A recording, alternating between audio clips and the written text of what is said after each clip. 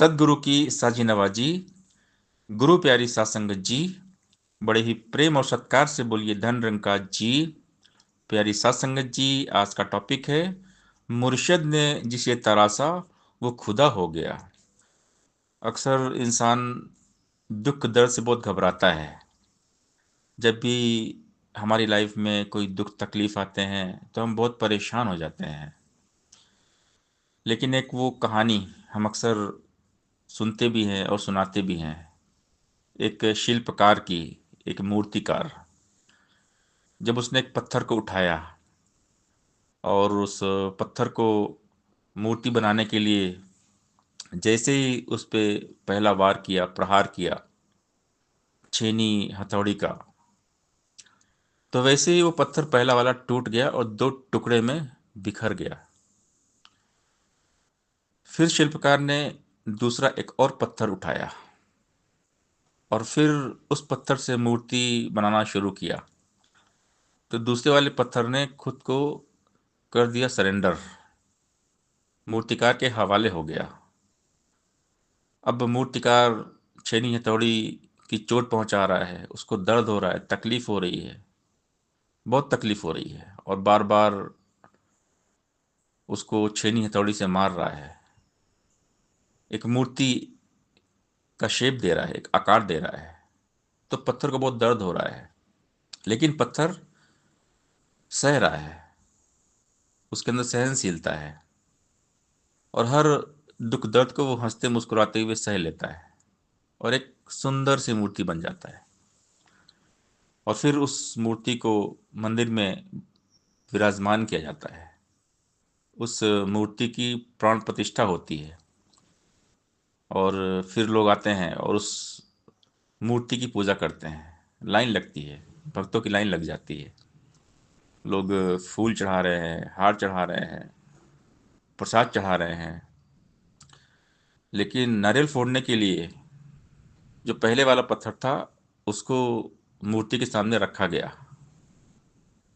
जब सारे भक्त चले गए तो रात में वो पहले वाले पत्थर ने मूर्ति वाले पत्थर से पूछा कि यार, तुम भी पत्थर हो और मैं भी पत्थर हूँ, लेकिन लोग मेरे सर पे नारियल फोड़ते हैं और तुम्हारी पूजा करते हैं।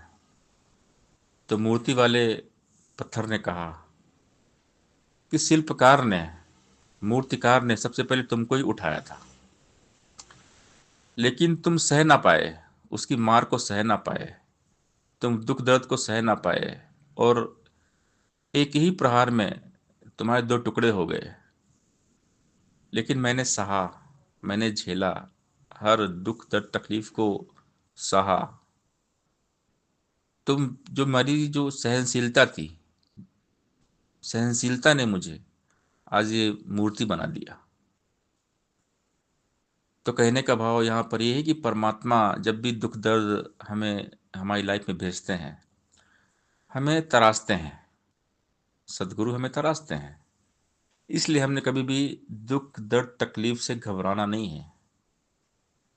दुख दर्द देकर इंसान को मुर्शद तराशते हैं। मुर्शिद ने जिसे तराशा वो खुदा हो गया। दुख से जिनकी दोस्ती पक्की है, निरंकार से उनकी यारी सच्ची है। हर वेले शुक्राना, हर दुख दर्द तकलीफ का लख लख शुक्राना, जो हमें निरंकार के साथ जोड़कर रखता है।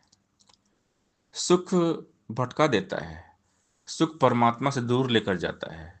दुख हमेशा परमात्मा के करीब लाता है। और इंसान सिर्फ सुख पाना चाहता है, सुख की ही आस रखता है, लेकिन सुख भटका देता है। हर दुख दर्द तकलीफ मुसीबत मुबारक है जो निरंकार का एहसास कराती है। तो हर हाल में सकारात्मक दृष्टिकोण रखना भक्ति है। तो हमने हर वेले शुक्राना करना है। हर हाल में दाता का जो शुक्र मनाते हैं, उनके घर खुशियों की होती बरसाते हैं। प्रभु से हमें ऐसा ही अरदास करनी चाहिए कि मालिक, हर दुख दर्द तकलीफ मुसीबत मंजूर है, बस कभी आप मत भूलना। आपका सहारा हमेशा मिलता रहे, आपकी याद आती रहे। तो भक्त जो होते हैं हमेशा हर हाल में शुक्र ही मनाते हैं, क्योंकि परमात्मा के हवाले हो जाते, सब कुछ निरंकार पर छोड़ देते हैं। सुख भी है वरदान तेरा, दुख तेरी सौगात है, दोनों ही जब तेरे हैं तो डरने की क्या बात है। सत्संगत जी, प्यार से बोलिए धन निरंकार जी